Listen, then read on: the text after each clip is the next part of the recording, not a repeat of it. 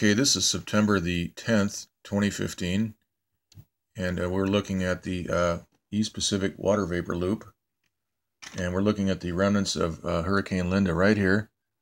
And Hurricane Linda is down to 40 mile per hour winds.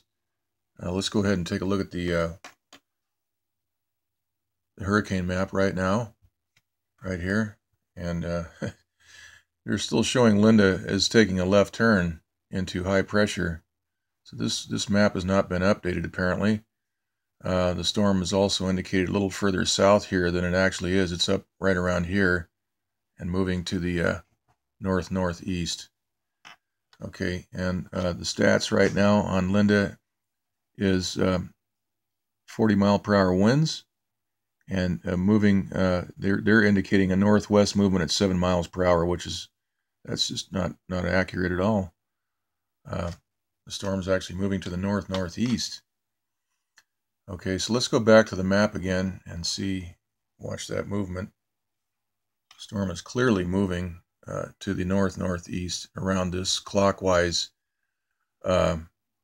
rotation here. This is turning clockwise because of a high pressure that's been installed over Mexico. This high pressure pushed that storm. They actually ran that high pressure right into the side of that hurricane, Linda, and everything began, the bands began to spin in a clockwise manner, and the tail of Linda also began to spin, as we're seeing here, in a clockwise manner. So that was the technique they used to beat Linda, and it worked. And then on this side of the storm, they used a HARP transmitter to heat this area here, and that was drawn into the core, and that weakened it. And then they started hitting it with these microwave pulses, and that killed off all the counterclockwise rotation. So that's how they did it. We didn't see I didn't see any jets over Los Angeles spraying aerosols. That isn't to say that we did see some strange clouds that were off-white, a sort of a dirty white color, which is consistent with the aerosols, and those would show up. We would see these thunderheads build up over the mountains in the foothill areas, and they would billow up, to 40,000 feet, and then suddenly they would collapse, and then we would see some strange, dirty-looking clouds nearby, and we're wondering what that might be. Now, we didn't see these jets spraying any aerosols, though. That's the thing. I didn't see any long streaks in the skies. It could be that they're flying through some of these clouds and dispensing, some chemicals that way, but we didn't ever see any jets doing anything like that today or yesterday or the day before. All right, so today in Los Angeles, we got overcast skies. We've got a monsoonal flow, and that is dominating the weather today. It's very hot and humid the last couple of days, over 100 degrees and over 40% humidity. So it's and a dew point of around 60 degrees. So that's the situation. Here is the rainbow infrared loop, and we see what's happening here. This storm is being blown apart. Okay, so let's look at this in the southwest mode right here, and we see a new targeted area right here. This area is being hit in the last 4 hours right there, and a lot of this moisture, most of it is going out to the east,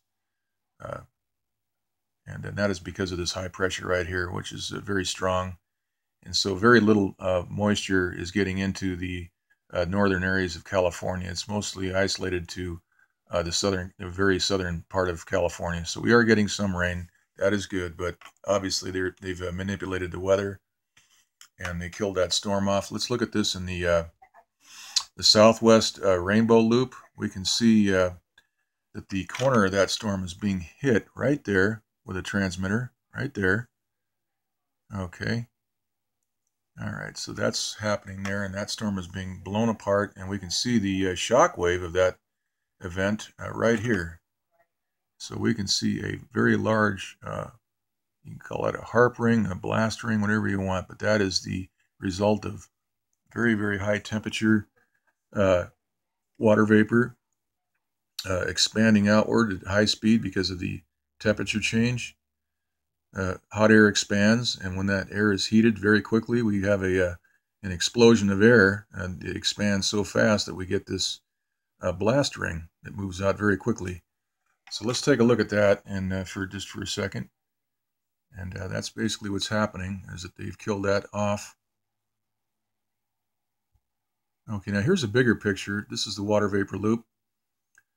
And we see this high pressure is still dominating the entire eastern Pacific area. This is Kilo making a comeback.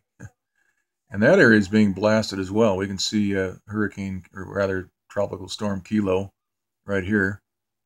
Blast ring. And we see a general flow to the east, which is going to be disrupted by this transmitter right here. They're aiming a HARP transmitter right at this area to block that flow. So that will impede the flow of this field, this moisture field, to the west coast. So that's basically it. We'll go ahead and post this, and we'll do an update later on if anything comes up. Okay, so that's it.